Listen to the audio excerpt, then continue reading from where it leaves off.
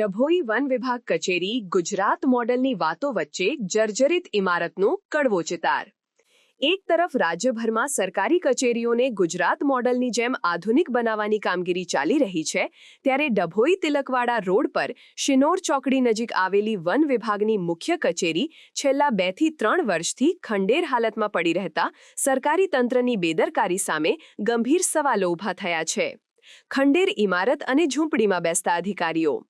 One વિભાગની આ કચેરી એક સમયે વિશાળ અને મહત્વપૂર્ણ જગ્યા પર આવેલી હતી, જો કે ઇમારતની જર્જરિત હાલત, પ્લાસ્ટરના પોપડા પડવા અને વરસાદી પાણી અંદર ફરવાના કારણે તે રહેવા કે કામ કરવા માટે અયોગ્ય બની ગઈ છે। પરિણામે વન વિભાગના તમામ અધિકારીઓ અને કર્મચારીઓને મજબૂરીવશ હાલમાં ધરમપુરી રોડ પર આવેલી એક નાનકડી ઝૂંપડીમાંથી કામગીરી કરવી પડી રહી છે। આ સ્થિતિ વન વિભાગના અધિકારીઓ માટે તો મુશ્કેલી ઊભી કરી જ રહી છે, પરંતુ જંગલ અને પર્યાવરણને લગતા મહત્વના કાર્યો પણ અટવાઈ રહ્યા છે। મંજૂરી છતાં કામગીરી કેમ નથી થતી? પ્રાપ્ત માહિતી મુજબ આ ખંડેર કચેરીના નવીનીકરણ માટેની મંજૂરી પણ સંબંધિત સત્તાધીશો દ્વારા મળી ચૂકી છે।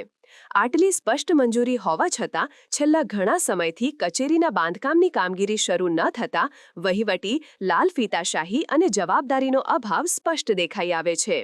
ખંડેર કચેરીની આસપાસ ગાઢ જાડી ઝાંખરા ઉગી ગયા છે, જે અહીંની સુરક્ષા વ્યવસ્થા પર પ્રશ્નાર્થ મૂકે છે।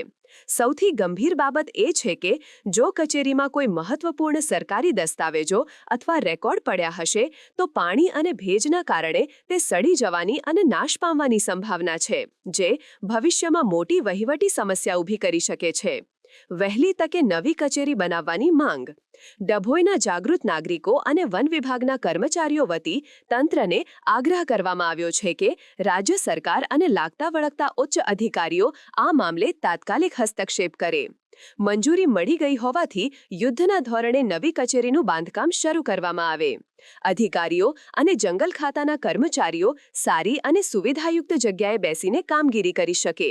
લોકોના જંગલ અને પર્યાવરણ સંબંધિત કામો વગર વિલંબે અને સરળતાથી થઈ શકે તે માટે વ્યવસ્થા ઊભી થાય। જો વહેલી તકે આ કચેરીનું નિર્માણ થશે, તો જ ડભોઈમાં વન વિભાગની કામગીરી વધુ અસરકારક બનશે અને ખરા અર્થમાં સુશાસન પ્રસ્થાપિત થશે। સમાચારની અવનવી અપડેટ જોતા રહો નિખરતા ગુજરાત ન્યૂઝ સાથે। નિખરતા ગુજરાત ન્યૂઝને લાઇક, શેર, સબસ્ક્રાઇબ કરો અને બેલ આઇકન દબાવીને સમાચારની ઝડપી માહિતી મેળવો।